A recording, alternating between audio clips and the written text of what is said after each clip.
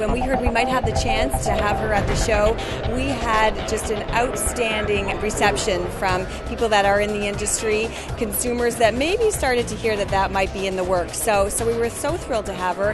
It was something that we felt that, Canadian icon, historical race boat, that people wanted to learn more.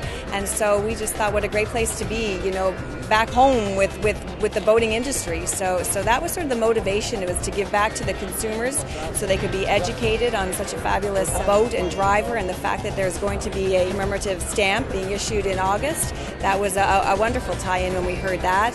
So we're very pleased to be a part of that. What's special is it's a piece of history to start.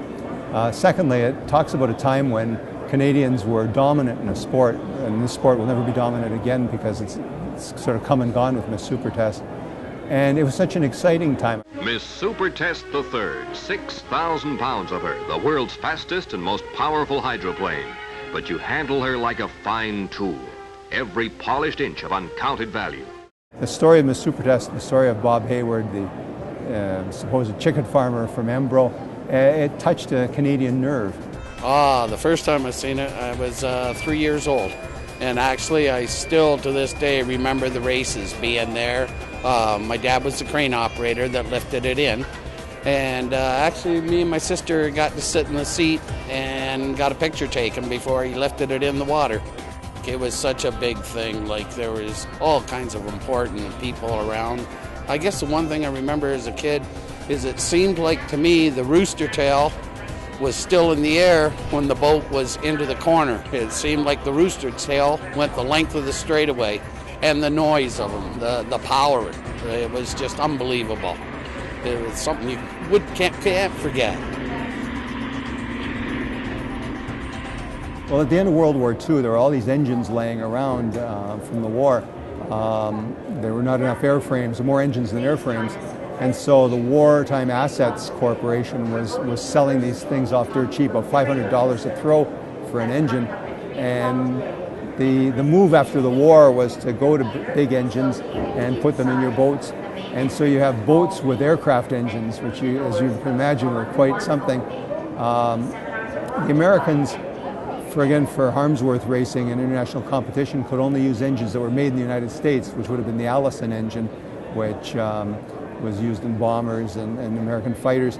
And the Allison only put out a certain number of horsepower. The Rolls-Royce engines, and the Thompsons had it in at the Rolls-Royce company,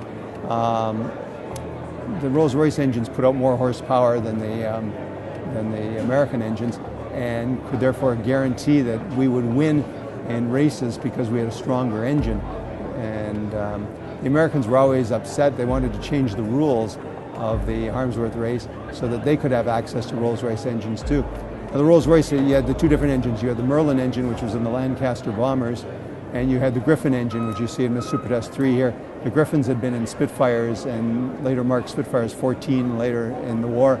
And so you had a fighter pilot's engine in front of the pilot, so it was pretty impressive. But the Americans wanted the same engine, couldn't do it. Everything had to be from your country if you're going to race internationally. Let's face it, we started out with absolutely knowing nothing about actual boat racing. But what was involved in the first several years, there's no doubt about it, was a learning experience. Find out how to make her run, how to keep her running, and 3, to be competitive. So we got through, I'd say with the Supertest II, we got to be able to keep her running well, and with 3, to really do the winning. That was the best water I'd say that we ever ran on anywhere, because in the reach there, you've got sloping shoreline, which absorbs waves well. And any other race course we've been on, as far as I'm concerned, couldn't compare with Picton. It's been unbelievable because especially the area that in the show where we positioned the boat, we're drawing a lot of people in because of that boat. All the exhibitors around it are just loving it, and we've got a video playing beside the boat. We've got experts in the field of Miss Supertest, so people are gathering around. They're sitting on the floor watching the video, eating their lunch. It's just unbelievable. So we've had people asking me, can I get a copy of that video? And they just want to learn more, and everyone's got a story to tell. They're saying, my uncle, my grandfather, they knew, or they were around and they saw the race or whatever it may be. It's like just a chance that people want to share their experiences.